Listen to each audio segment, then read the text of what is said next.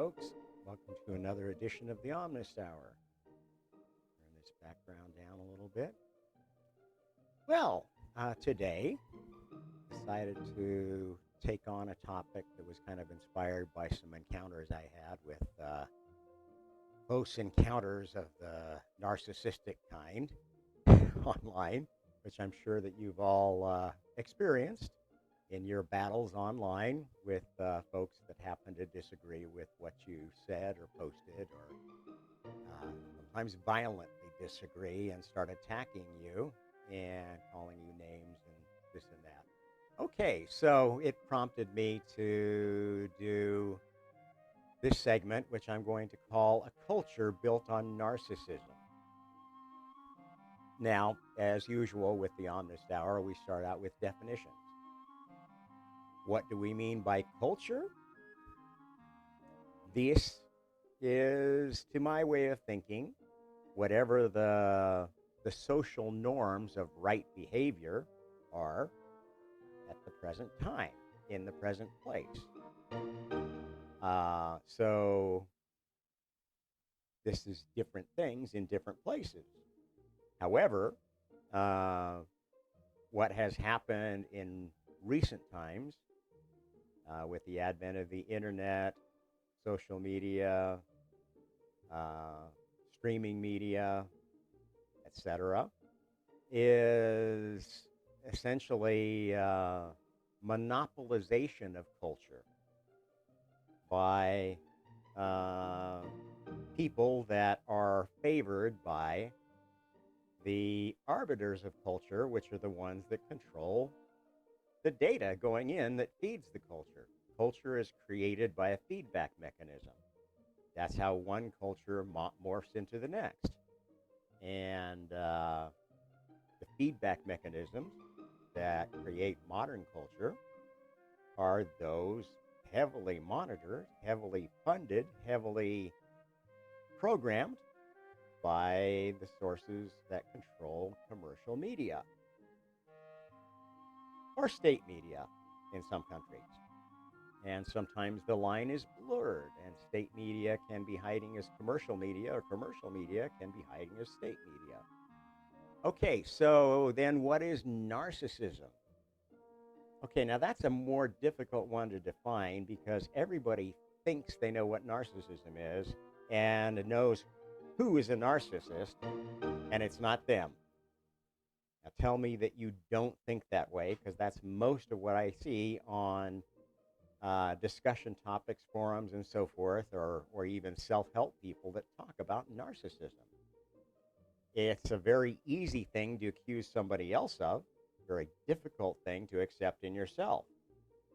And in fact, what this monoculture of commercial media has actively been creating for over 100 years since television was invented is basically a system for training better narcissists, because narcissists have a personality weakness that makes them better consumers and creates markets which are easily targeted. Now, let me dig deeper and tell you that some people say there's only one kind of narcissist, the overt narcissist, the controlling, overbearing person that draws everybody into their reality or else, and makes you feel like shit if you're not on the program with what they want reality to be. That is one type of narcissist. But there are actually 3 types of narcissist, which actually map pretty well to the 3 poles of kind of political positioning that people will take. So let me delve into what I think are the types of narcissists. The first type are what they're referred to as covert narcissists, or I would say, from a political standpoint, they are leftist narcissists. So these are people who don't want to take responsibility for where life has landed them and have somebody else they want to blame or shame or whatever to make themselves feel better about all the things that they don't like about their life. So they're putting themselves on a low pedestal, kind of the opposite of the overt narcissist. These tend to be people that are very susceptible to get rich quick schemes, get enlightened quick schemes of spirituality, get saved quick schemes of religion.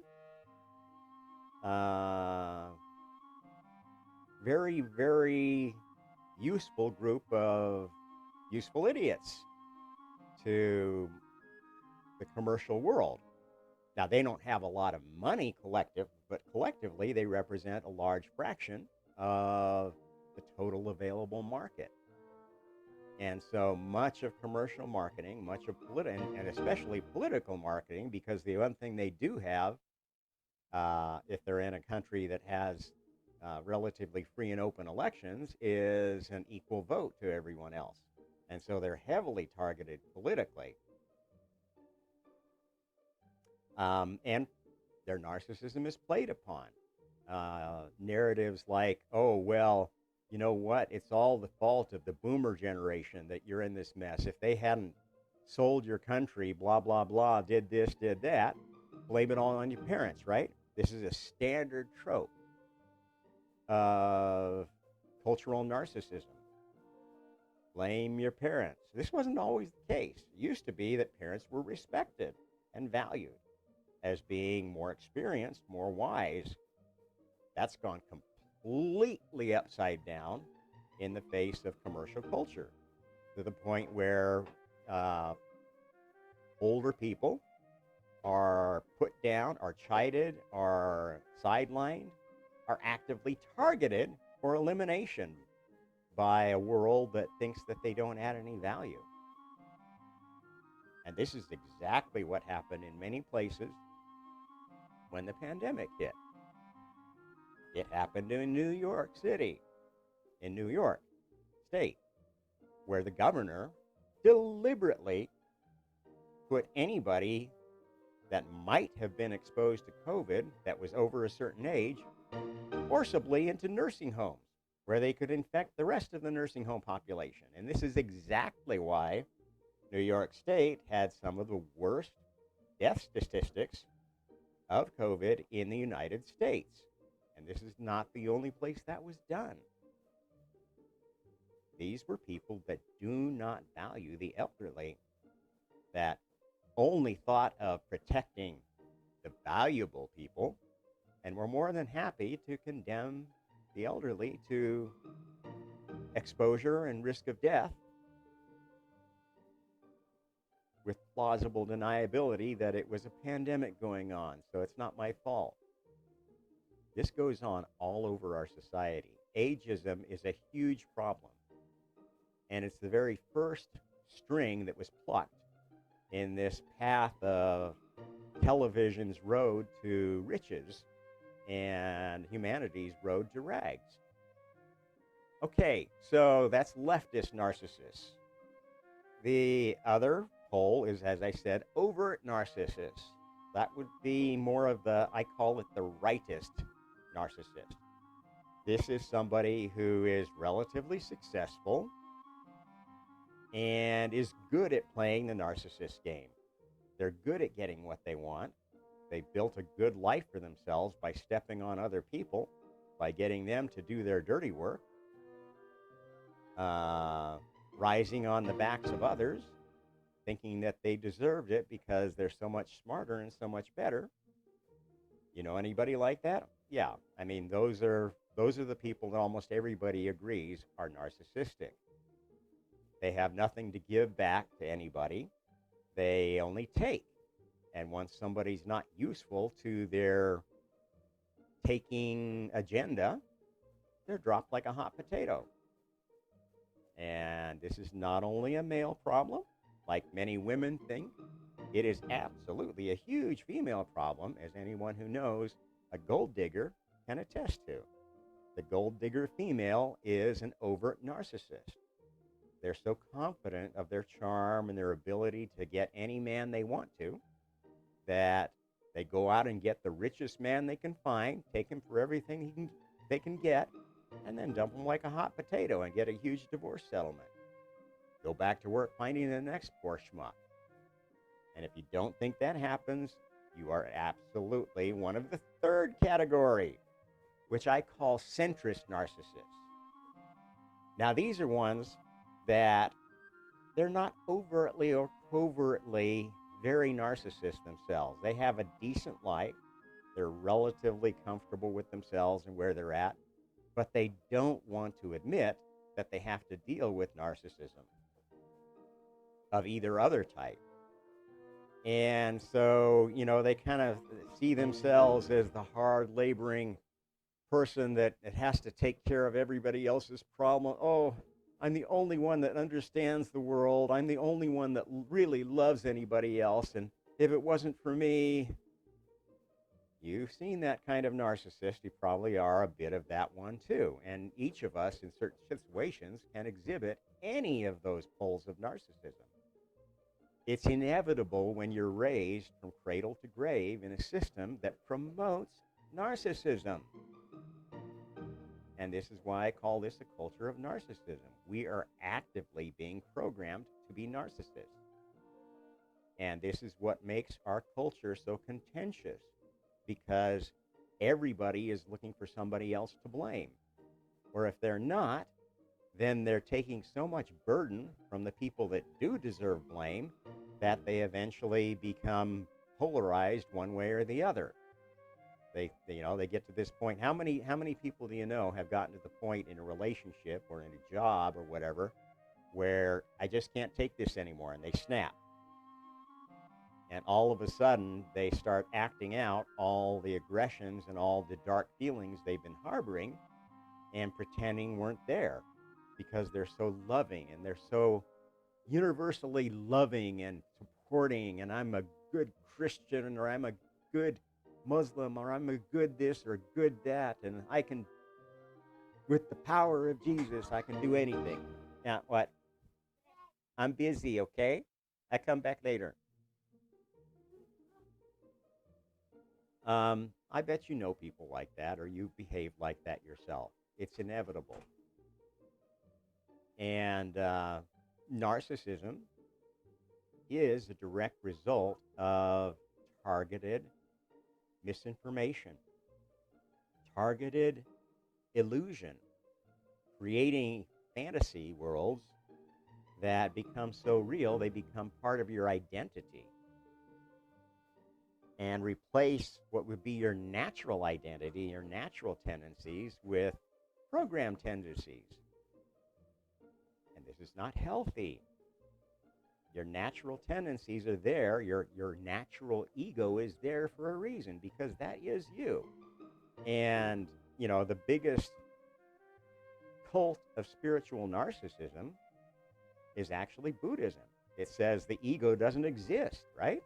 The ego is a bad thing that needs to be killed. And once you kill it, you get to go to nirvana. This is very narcissistic religion. At any rate, this is the view. I'm not going to talk too long on this subject because I think I've covered all the high points. This is going to be one of my shorter presentations because the kids are desperate to ask me something. So anyway, think about it in your daily interactions. How narcissistic are you?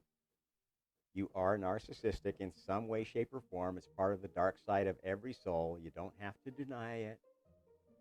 In fact, by embracing your dark side, by acknowledging it, that's the only way to address it. That's the only way to come to grips with it and learn how to avoid situations that are going to bring out the worst in it. And absolutely, cognitive dissonance is going to bring out the worst in your dark side, because eventually your view, your worldview will be so far from reality that your bubble just has to burst. And when it bursts, it's basically like what happens to an alcoholic when they realize they are an alcoholic, to a gambler when they realize that they're never going to get out of this unless they do something like Gamblers Anonymous. We are all in need of some Narcissist Anonymous reprogramming. And if you look at a narcissist, a cognitively dissonant person that finally confronts it, you will see them go through a path of recovery that looks very much like the 12-step process of Alcoholics Anonymous. There's very, very well grounded reason why that program works, and it's absolutely because of human nature and how it can be programmed, and how we can lose control of our real self, our soul, and let our brain, our heart, our stomach, whatever, take control and demand, I want this, I want that. That makes me feel good because I get more dopamine out of it.